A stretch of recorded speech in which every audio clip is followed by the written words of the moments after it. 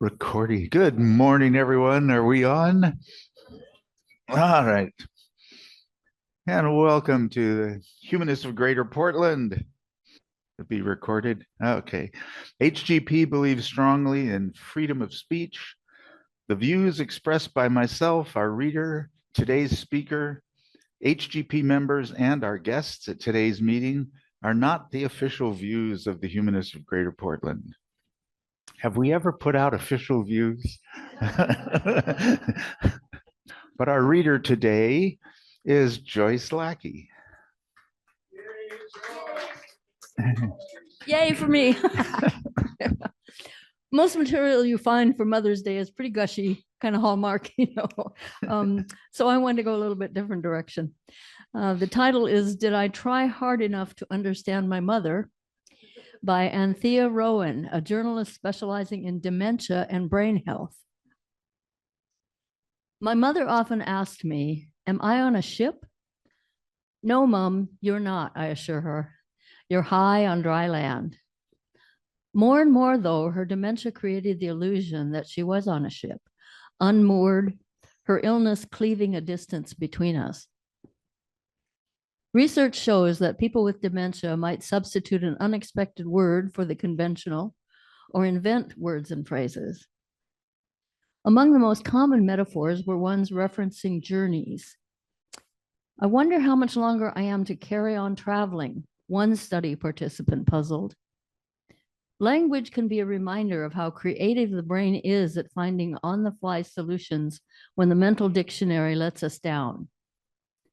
Memory and insight are lost early, but creativity, style, and imagination, even when dramatically changed, persist. I witnessed this in Mom. What can I see underneath that plant's feathers? She asked over breakfast one morning, pointing toward lemongrass in a pot. Leaves, Mom, you mean beneath its leaves, I remember saying. The brain will reach for whatever resources it still has. That is why when my mother was completely naked as I readied her for a shower one day, she demanded, wait, where's my helmet? I laughed. You mean your shower cap? I do, she giggled. Looking back, I wondered, did I put as much effort into understanding her as she did in trying to make herself understood? Experts have told me that you should join people with dementia in their reality. Don't try to drag them back to ours. When I gave my mother time to find her words and the space to speak without correction, she took me on extraordinary flights of fancy. She became the raconteur, regaling me with stories of how she had skied in deserts, what it felt like to be 1,000 years old and to have sleepovers with the Queen of England. One evening, when dementia had taken almost everything from her, appetite, taste, balance, continence, liberty, Mom told me, I feel as if I'm in prison. Then a few days later, she asked, will the journey be a long one? Something in me understood that what she was really asking, how much time do I have left? I don't think so, Mom, I told her. I don't think it'll be long now. She died 3 days later.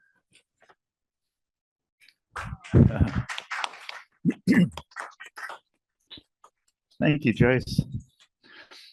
A little note about who we are here. Humanism is an approach to life based on reason and our common humanity, recognizing that moral values are properly founded on human nature and experience alone. Humanism affirms the inherent dignity and worth of every human being. Since this is the only life of which we are certain, humanists believe that creative ability and personal responsibility are strongest when the mind is free from supernatural belief and operates in an atmosphere of freedom and democracy. Now I'd like to introduce today's program, Border Walls and Wildlife Along the US-Mexico Border. Border walls are spreading around the world, including right here in the US. Sky Island Alliance has studied the impacts of border barriers on wildlife movements since 2020. Our speaker today will tell us about these monitoring efforts, how different species respond to border barriers, and the options that exist to improve connectivity for wildlife. He's the Wildlife Program Manager at Sky Island Alliance, a conservation nonprofit based in Tucson, Arizona, with a bachelor's degree from the University of Vermont and a master's from the University of Idaho. Please welcome Eamon Harrity. Good morning, everyone. I'm happy to be here to speak with you all about some work along the U.S.-Mexico border. And I really appreciated that reading. It was beautiful. I will share my screen and tell a story about the border. There's should be plenty of time at the end for questions, but if anyone has a really burning question to ask during, feel free to shout out.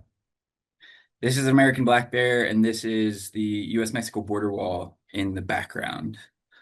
And just for context to begin, Sky Island Alliance is a conservation nonprofit based in Tucson, Arizona, where we protect and restore the life and water and lands of the Sky Island region of the U.S. and Mexico. We're celebrating our 35th anniversary this year, and we do a lot of work beyond just the border, which is what I'll focus on today, but we have projects kind of throughout both Arizona and Sonora, which is the Mexican state, our neighboring Mexican state. I like to start with a context or the question of what is a sky island? It is a term that's fairly evocative, right? It's imaginary, it's fanciful, but it comes from an understanding of the biology and the ecology of the region. When we think of an island, we often think of an ocean island, right? Where there's a piece of land surrounded by oceans. And on that island, there are plants and animals and insects that exist, but they're isolated from neighboring parcels of land by that ocean, which is inhospitable to them. That concept has led to a whole field of ecology called island biogeography. And similar concepts apply to mountains, particularly in places like this southeastern Arizona, where we have these big mountains you see in the background is the Huachuca Mountains. They erupt out of this landscape of desert. And reaching all the way up into elevations, you see in the foreground, there are pine trees, there are oak trees. In wetter canyons, there are aspens. And so you go from cactus-dominated landscapes with mesquites as the typical tree, all the way on up into oak, pine, and even aspen and fir forests. And along that gradient, right, you experience this in Portland, we experience it everywhere. As you go up in elevation, environmental conditions change. And this is a diagram showing the sort of standard ladder effect of going from the desert landscape all the way on up into spruce and firs and aspens. This is not unique to mountains, right? This happens, as I mentioned, but what makes the Sky Island unique is that each individual mountain is completely isolated from the adjacent mountains or a major mountain chain by low elevation desert landscape, which effectively acts like an ocean, right? So plants and animals that exist up on the tops of those mountains, the spruce and the fir and other species of mammals and insects and birds, they're isolated, right? They can't cross the desert. So these mountains function as islands. When you add the diversity of habitat types as you go up in the gradient to the greater biogeographical context, the Sky Islands are situated in sort of another four corners between Arizona, New Mexico, Sonora, and Chihuahua.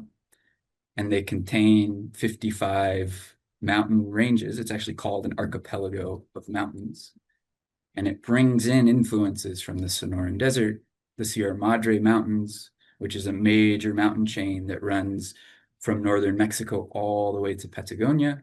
We have the neotropical influences, and we even have influences from the Great Plains and the Chihuahuan Desert. what this means is it's one of the most biologically diverse places in North America. We are the lands of saguaro and aspen, pronghorn and ocelots. For birders, things like robins and elegant trogons coexist, or bald eagles and gray hawks. These species all commingle here, and it's the only place in the world where black bears and jaguars coexist. Just to highlight just some of the diversity, lots of mammals, lots of reptiles, and a mind-blowing number of plants. Over half the species of bird in North America have been documented in the Sky Islands. And it's one of, in fact, there's a valley not far from me that has the highest diversity of native bee species in North America. So it's a really special place. However, it's also at the convergence of the United States and Arizona. And that landscape, which is continuous and flows between these mountains and valleys and riverways, is divided and becoming increasingly divided by border walls.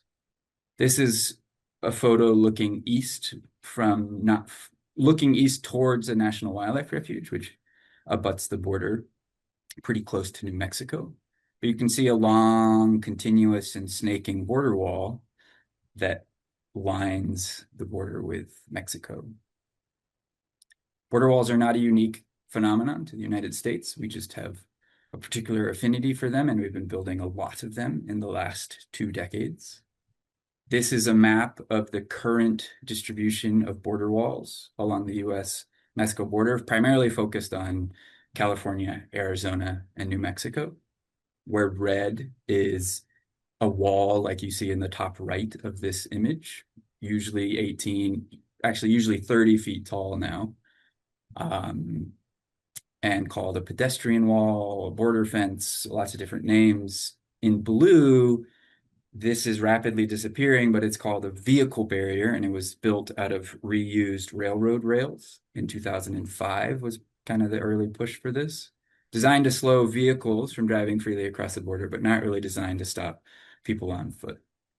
But there's not much of that left. And then the few places you see nothing, no red or blue lines, that means there's just barbed wire fence to keep cows on the appropriate side of the border. The take home from this map is to say that we already have lots and lots of border. Indeed, more than 60% of Arizona has a border wall, and that will soon be closer to 90% of the border. So lots and lots of border wall. And it's not gentle. It's a destructive process. It erodes and destroys mountains. It blocks rivers. And because of the Real ID Act of 2005, the Department of Homeland Security has the authority to waive all laws and regulations, full stop, to expedite border construction. What this means is that Endangered Species Act, Clean Water Act, Cultural and Heritage Resources Protection Acts, none of that applies when building the border wall. And so we asked a deceptively simple question because the federal government was not. How do animals navigate this structure that's just exploding across the landscape? Again, these are 18 to 30 foot tall structures, and the spacing is 4 inches between posts. The photo on the right is a hand against the border wall, and that is actually a wider space than you might find in other places. It's kind of as wide as you get. So anyone have pets at home that could fit through a space this big? Many of our own pets and animals. I think when these decisions are made in this kind of context of, well, let's just build a wall, the thought isn't really placed on, well, what does that mean for animals? Which is where we've tried to answer some of those questions.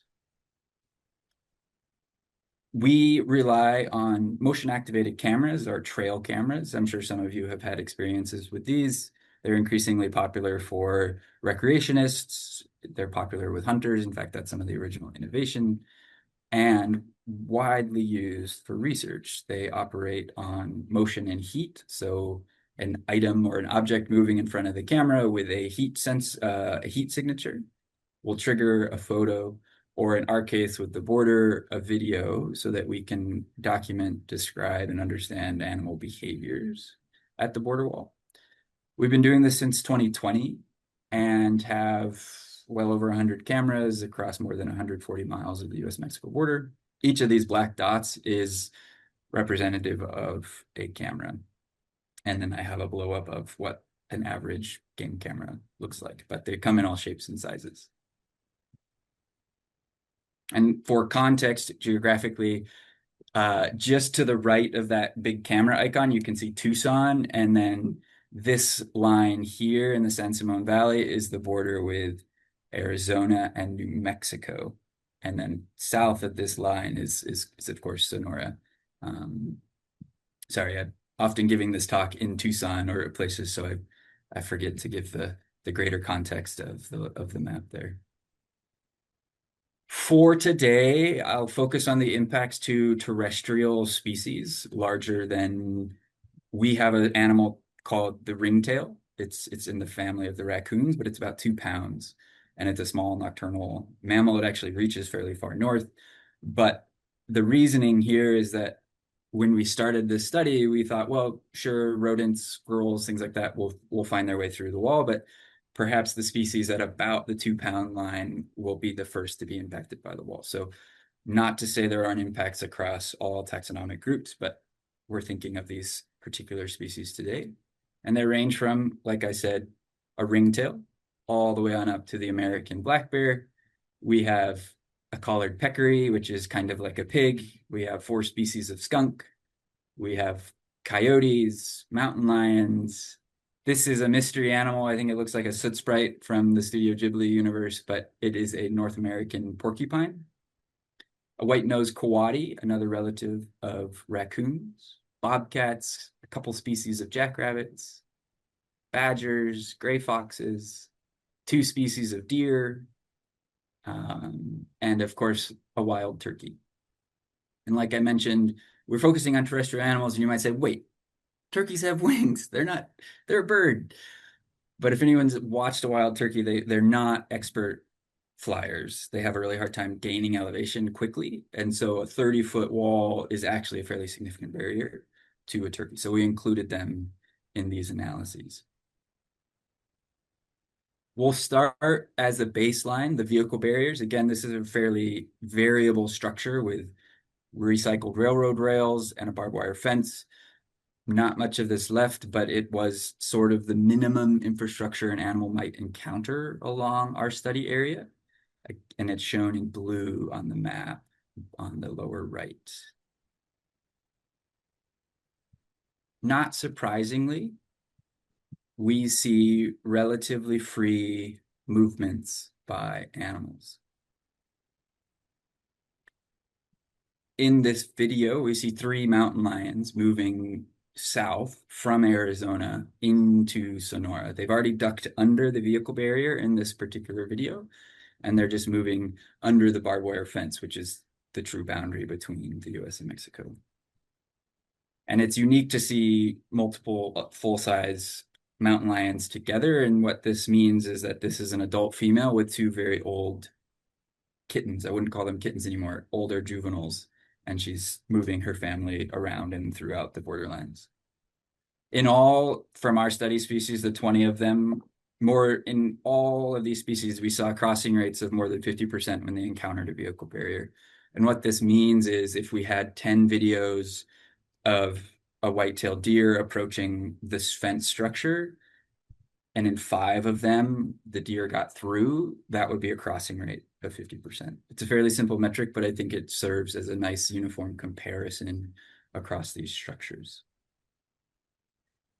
As we move on to border walls, the story is different, right? This is the 30-foot version of the wall near the San Pedro River.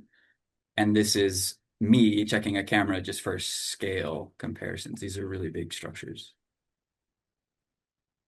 Some animals find their way through. Juvenile bobcat, fairly unaffected, moving through the spaces in the wall. Cats I've heard described as cats are water.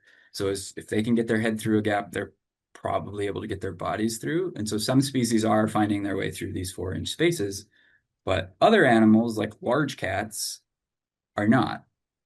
This is another video of 2 mountain lions. This is a little less clear to me. It may be a rare interaction between an adult female and an adult male. They're solitary animals. They will come together during breeding. Or this might be an adult female with a very old juvenile. It's unclear, but the point is they approach these walls. They cannot fit through. This diagram shows some of the species from our study where the silhouette represents the different species and those numbers represent the crossing rates. So start on the smaller end, raccoons. In roughly 9–10% of the videos we see of them interacting with the barrier, they're crossing. Turkeys, 0%. Bobcats, I mentioned, they find their way through. That's about 15–16%. Collared peccary, here we have a 1.6%, but we've seen just as many javelina get through the wall as we've seen get stuck and either perish or get stuck and have to really fight their way backwards to get through the wall. Coyotes, this percentage is probably a little bit high now that we've had the study. This figure was designed 2 years ago or so.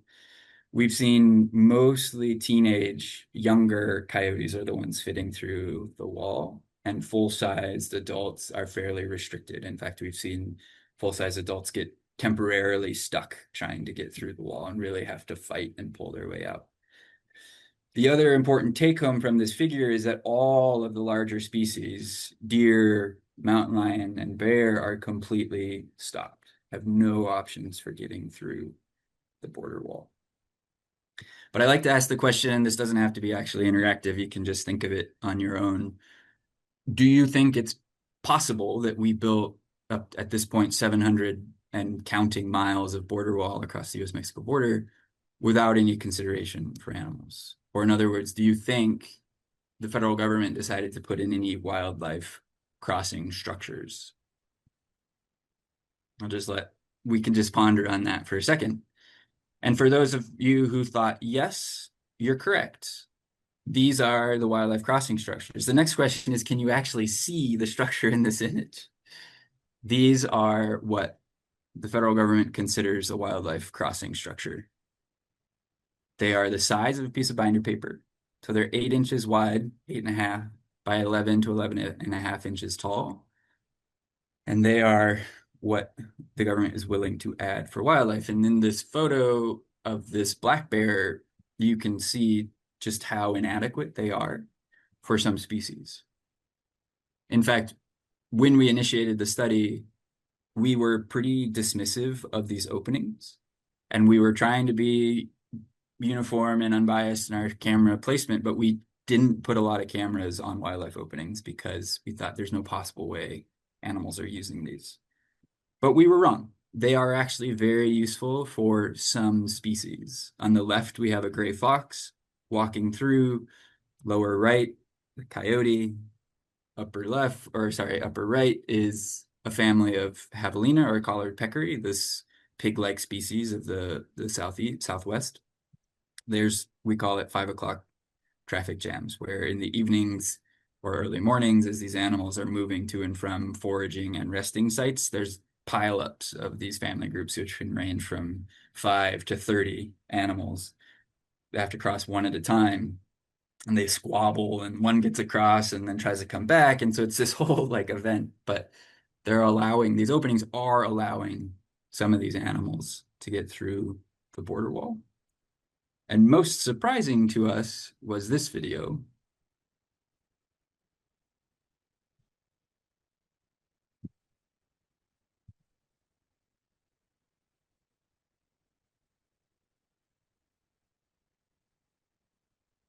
This video shows a female mountain lion moving with her kittens from Sonora into Arizona. And she's found this wildlife opening, which you can barely see here, and cross through. Remarkable, really, that she can fit through this. And so it offers some hope that these larger animals can move more freely on the landscape. It's also quite stressful, right? She has to spend quite a lot of time squeezing through. She's vulnerable. in those moments.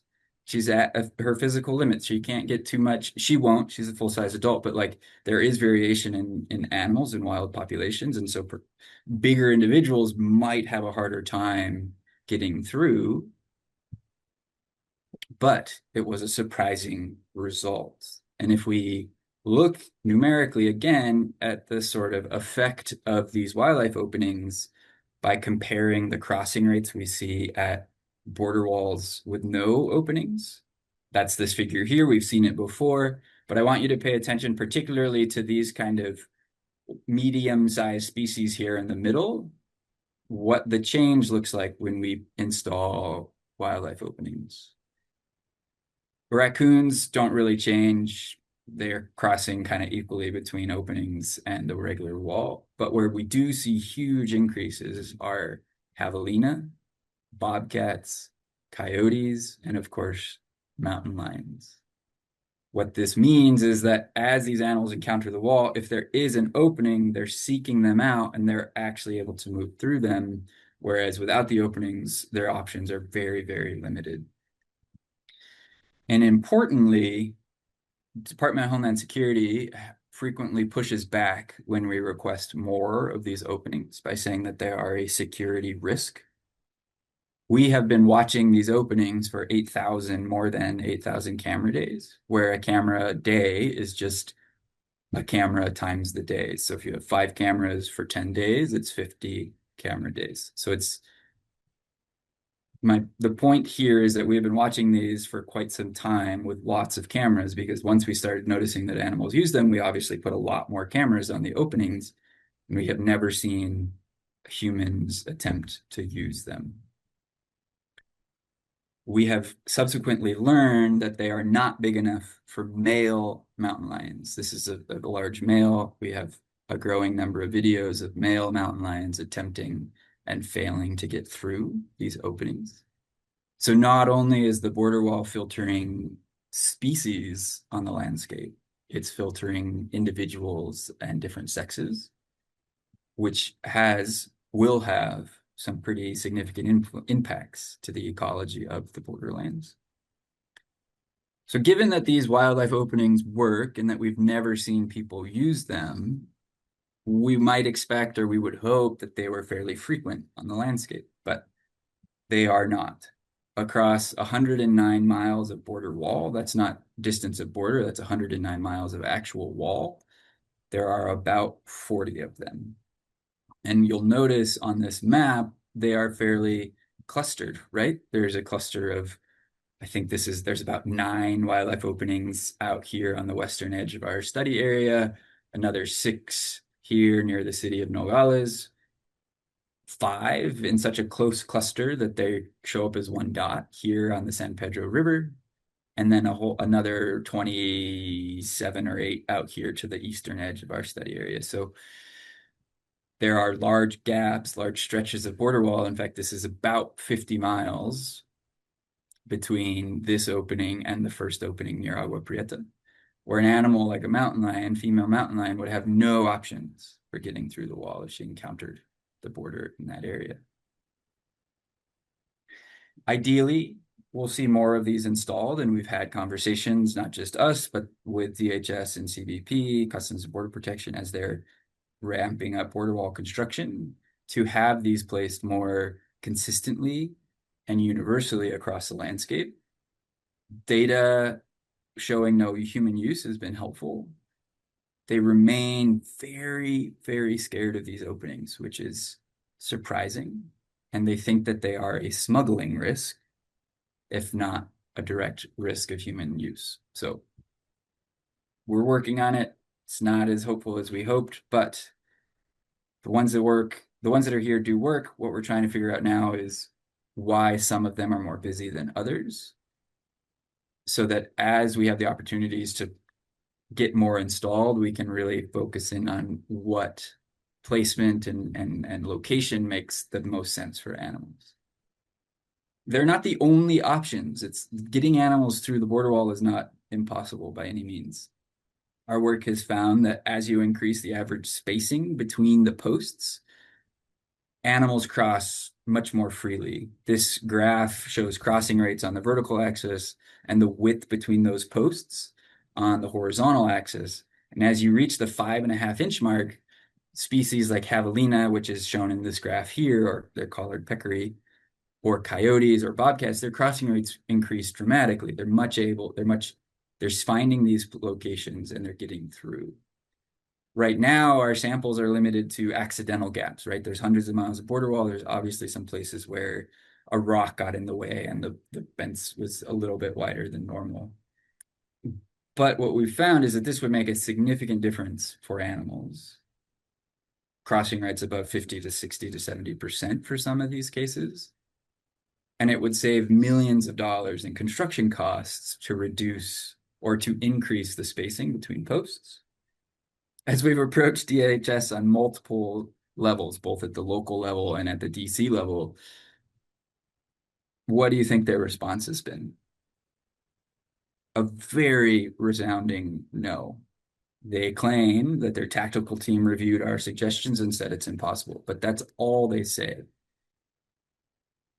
Another options for letting animals through are floodgates. Our region is characterized by monsoons, which are these warm season semi-tropical rain systems that come up and dump tons and tons of water on the landscape and create flash floods. During the flooding season or the monsoon season in southeastern Arizona, roughly mid to late June to early September, gates are opened along the border wall, because if they don't, the wall gets knocked down. In fact, this happens every year. They don't open them quite in time, or they close them too soon, and the border wall gets knocked down by the floods. So these gates work to allow animals through, and there are hundreds of gates along the border, but they're very aggressive to close them, or they open them just enough to let water through and then stack up all sorts of razor wire and concertina wire around the openings to try to slow people moving, really reducing their influence for animals. But these would be an effective way to allow larger animals like bears, mountain lion, deer, bighorn sheep, pronghorn, and turkeys through the border wall. This is all particularly relevant because the current administration announced $47 billion more for border wall construction. It's the single largest public funded works project in American history to build more miles of wall than we have miles of border. This is a photo of Naco, which is a border town in Arizona, where it already has 2 walls, but the current administration is proposing and has begun construction in many places to add a second wall north of the original wall. This will have significant impacts on the wildlife connectivity of our region, right? And we are hoping the narrative changes, but it's rapidly growing across the US-Mexico border. Not every area will have 2 walls, but if this current administration gets their plans, almost the entire continent will be walled off with at least 1 layer of wall. And they're also planning hundreds and hundreds of miles of floating barriers in the Rio Grande. Probably heard some of the news out of Big Bend, where they're planning both wall and floating wall. There's been some pushback and some updates on the plans there, but they are still actively building river barriers and border walls throughout Texas, even if Big Bend National Park might get spared. In short, Arizona will look like this by 2028, where all of these openings will be closed. In California, Arizona, New Mexico, with the only space left for animals in the Tohono O'odham Nation, which is a reservation that spans the US-Mexico border. The current administration is prepared to violate treaties to build wall across this nation. We really hope that doesn't come to pass, but they have threatened it.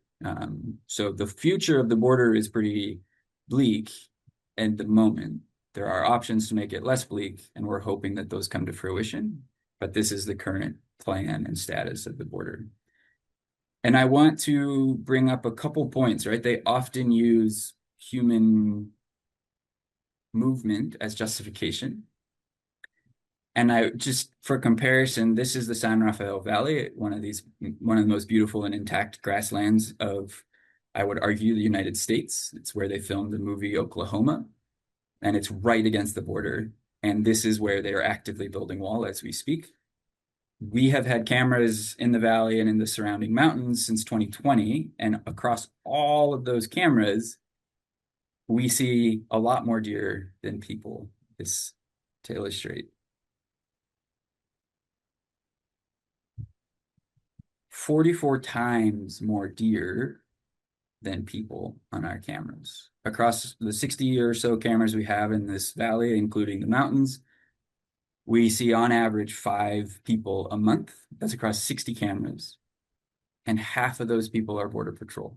So maybe 2, 3 people are moving across the landscape without permission in a given month.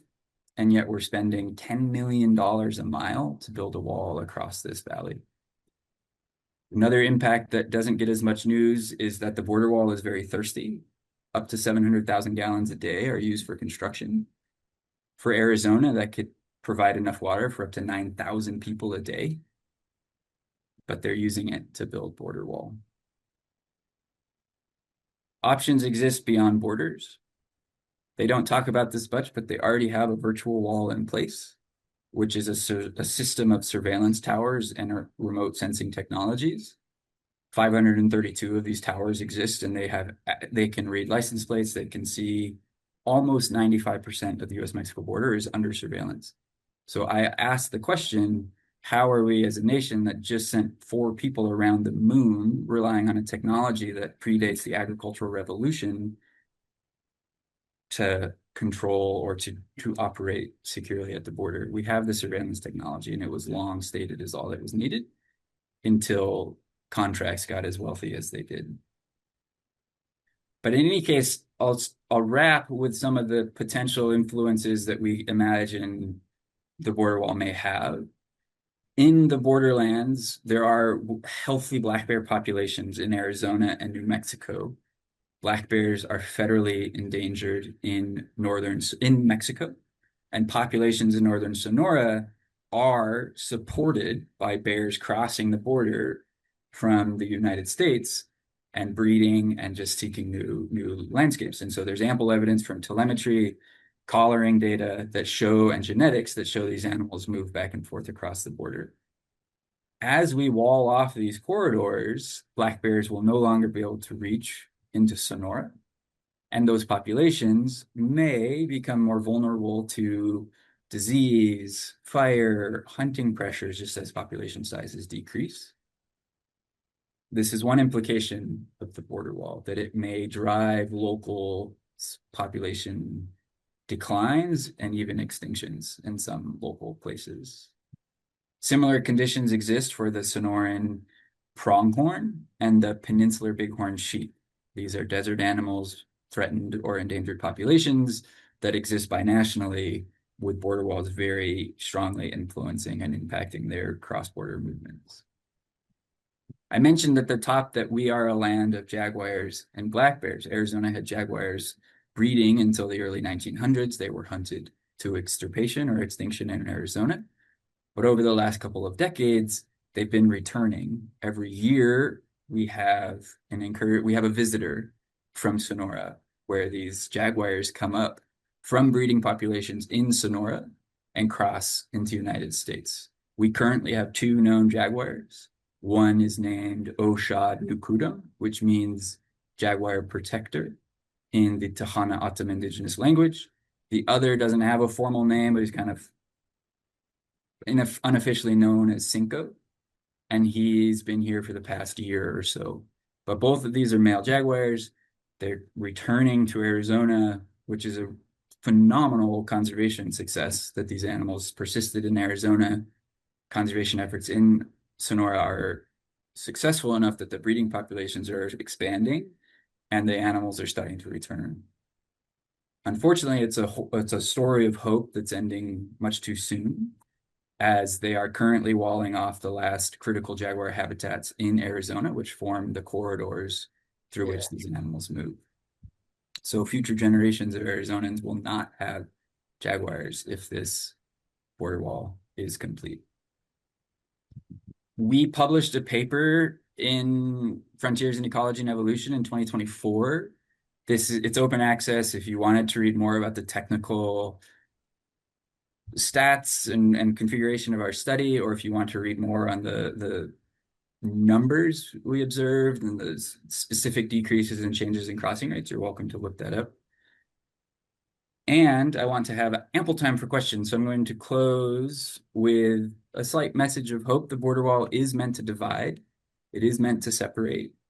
We, in the borderlands, there's a vibrant conservation community, and we're finding ways to communicate, to conserve, to collaborate to protect these borderlands. And this is something we do every year, is the Binational BioBlitz, where we meet together with students and biologists from Sonora, and we have folks on Arizona, and we document the biodiversity of the borderlands, and we come together and share lunch and stories. And I think that is what lets me remain hopeful for the future. These resilient communities. You're going to be kidding. But with this, I will close the presentation, the formal monologue piece, and I'll open the floor to questions. Okay. Well, thank you very much. That's amazing.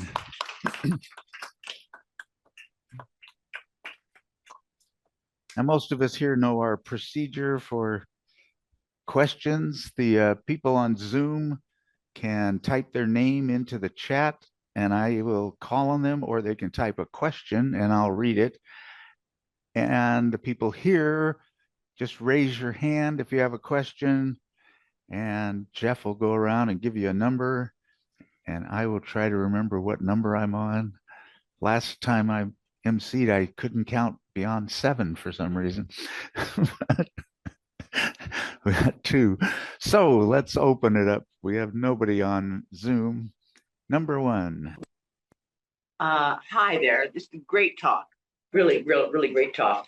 I wanted to know about that pic that you had at the beginning of the wildlife openings and the number of the animals, and how many times they went through and all that sort of stuff.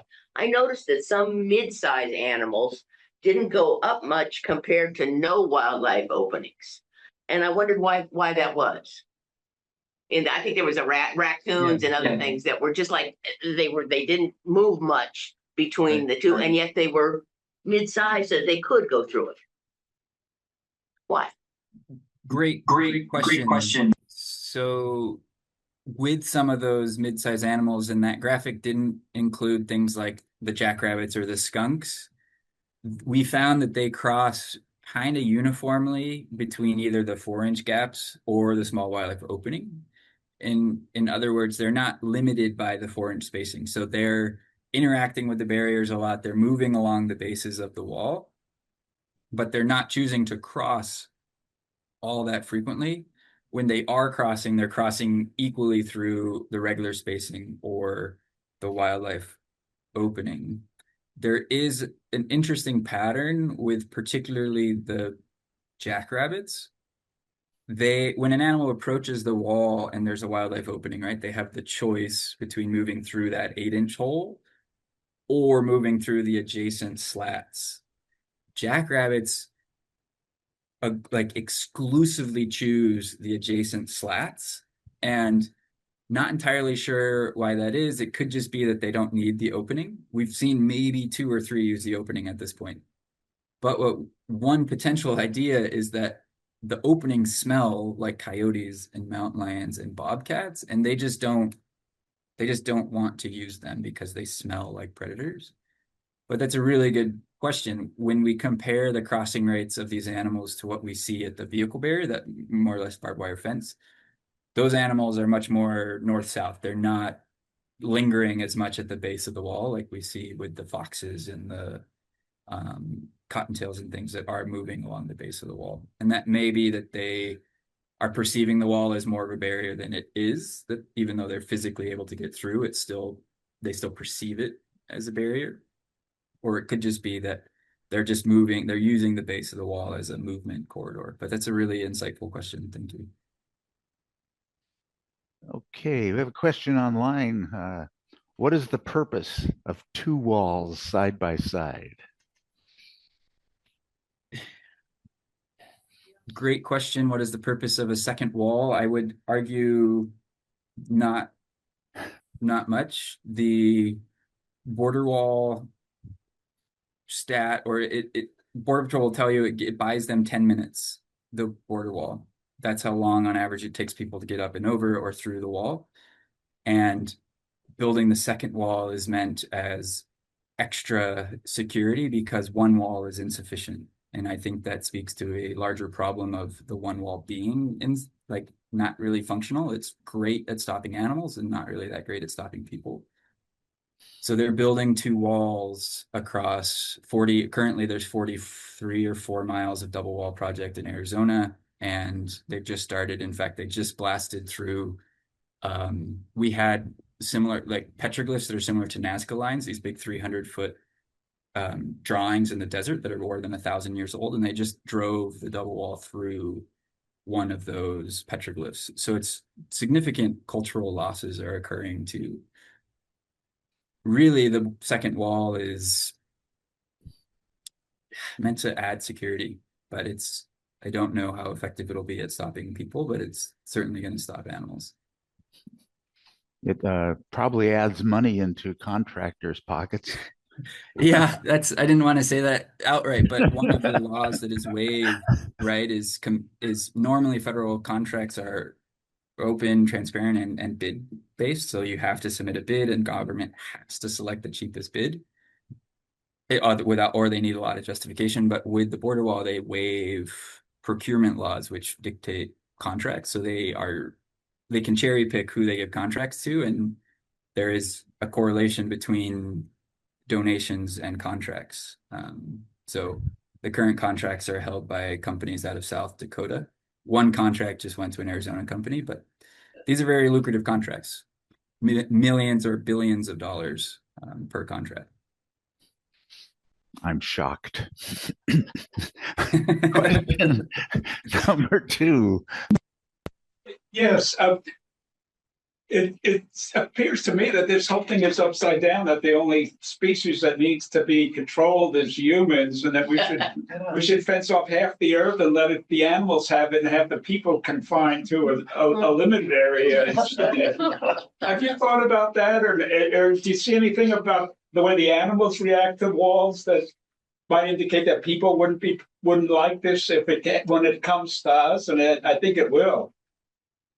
Yeah, I often equate it to your daily patterns, your daily commute, your daily routine. You maybe go to the gas station, or you maybe go to the grocery store, you stop at your favorite coffee shop, you have your favorite park to visit.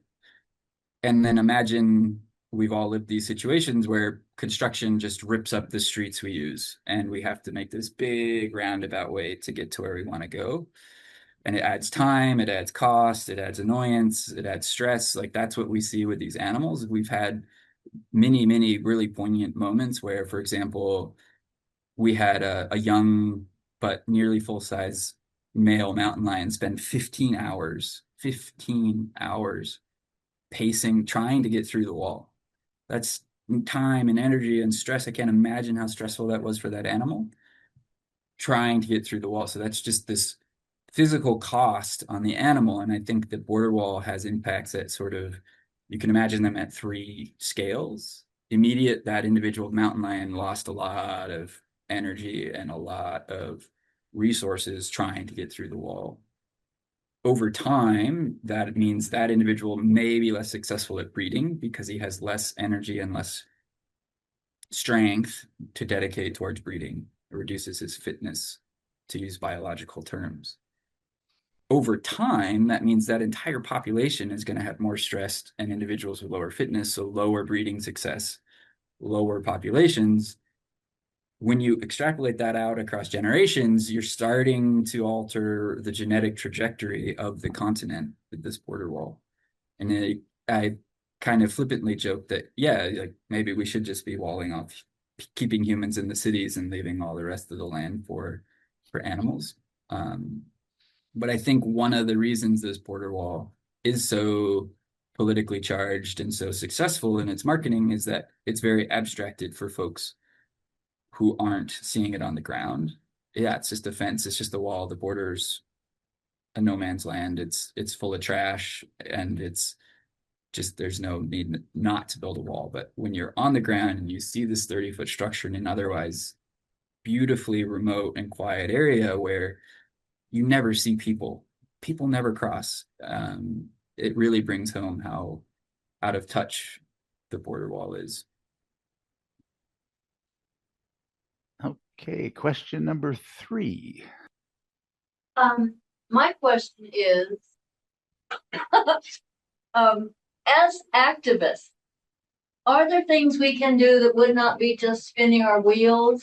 Are there tiny cracks where we might, organizations that are already working on this, or do we just wait for a new administration? It's a really great question, how to advocate, how to be activists against the border wall in this climate. It's tricky. There's not a lot of options because of the authority given to the Department of Homeland Security. It's not like we could treat it, or it's not like we could sit in front of bulldozers that would lead to federal prison with terrorist charges. So on the ground, resistance is difficult.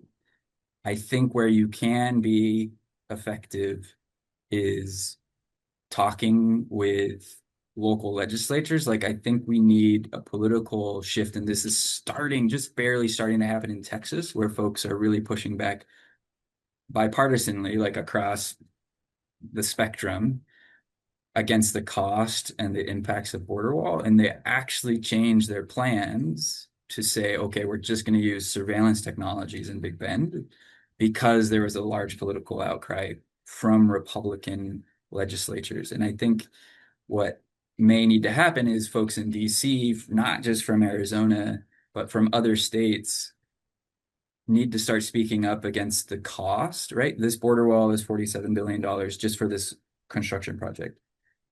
That's many hundreds of miles.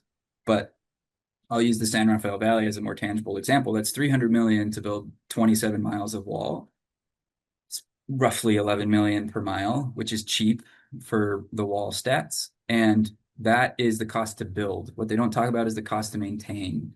The cost to maintain the wall is 50% of the build cost. So we will spend $150 million over the next 2 decades to maintain that 27-mile stretch of wall. So I think that's where there might be leverage, is getting legislatures to speak up in DC to say, this is outrageous. We're spending too much of our annual budget on border walls. And one additional piece to this is, if border walls were effective, we should see sort of a decrease in the DHS's annual budget with every mile of wall. But it's the opposite. For every mile of wall that has been added to the border, the DHS budget is increased, and it's now at $106 billion per year. And that doesn't include the $47 billion for this wall project. So we are allocating a lot of our resources to border security, to infrastructure projects that benefit almost no one and achieve next to nothing. So I think legislature from other states, if they hear from more constituents that say, you know, I'm concerned about the cost and the waste at the border, that may start shifting the story. I know that's kind of a truism, or maybe it doesn't feel very tangible, but I do think people hearing about the border from not just the few liberal conservative politicians at the border, I think that may help. Thank you. Question number 4. Five. Four. No, four. Oh, 4. I am four. I said hi. So anyway, thank you for this amazing presentation. I had just lost track of the border wall, and this has brought it to the forefront in realizing it still exists and it's still getting built. Why aren't you on national news? Why aren't you on podcasts? Why isn't everybody hearing this? It's that's my question. Yeah. Another target, like very appropriate question. And I think part of the story is it's a wild, wild world, and there's a lot of distraction by design. And the border wall is a pretty politically sensitive subject. No one wants to touch it, even if they are anti-wall. I'm speaking politically, like our politicians will like kind of Mark Kelly and Gallego, who are our state representatives, or I mean our state senators, say things like, "Oh yeah, I think the wall is kind of maybe not the best plan," but Democrats have built a lot of wall too. They funded a lot of border projects, so it's not just a Republican issue. That's part of it, and I'm not trying to give myself an excuse. I think it's just there's a noisy landscape and people are afraid to touch it. There was just a story in National Geographic, but the context of that story had to be pretty watered down because of people are worried, right? Of speaking out against the administration. That said, Texas is garnering a lot of news. There will be some more media coming out, but we are telling the story to our capacity, and we could use more opportunities to speak to audiences in other places. So if you have other organizations that might be interested to hear about the border in the greater Portland area or in Oregon, I'd be happy to get in contact. But yeah, we need to do a better job of speaking, not just locally, about these issues. Follow-up question. People care more about animals than they do about people. And I think your presentation is so powerful because it shows animals. Right. Would you agree with me on that?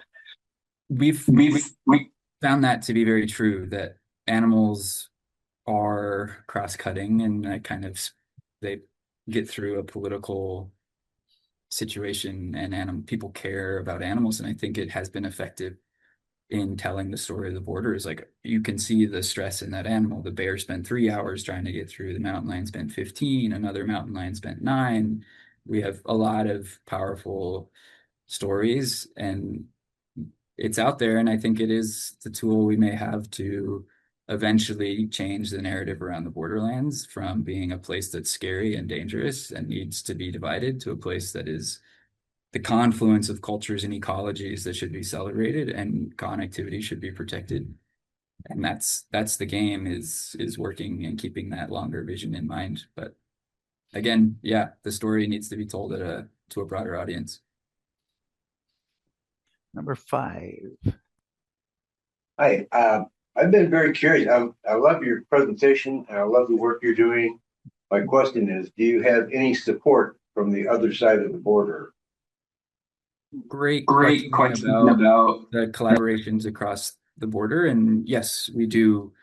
This photo of the thank you slide is at a floodgate that's open clearly, where a conservation organization called Cuenca Los Ojos they own a lot of land, and they've been doing amazing conservation for the past 20 plus years. We collaborate closely with them. 5 of our cameras are on their property, and their biologists check and maintain them for us. We work with other biologists and ranch landowners in Sonora, closer to the San Rafael Valley. So there is a coalition of organizations working in borderlands conservation. Not all of it is specifically focused just on the wall itself, because there's, conservation knows there's opportunities and needs everywhere. And so the conservation community, they call it the La Red de las Islas del Cielo. It's called the Network of the Sky Islands. And I think it's 12 organizations now that all collaborate and use teamwork to further conservation goals in the borderlands. So there is, and I mentioned, that's one of the things that gives me hope, is this community is fairly resilient and fairly courageous.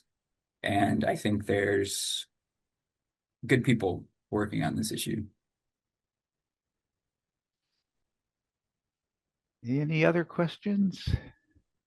Well, once again, we want to thank you. That's tremendous work you're doing.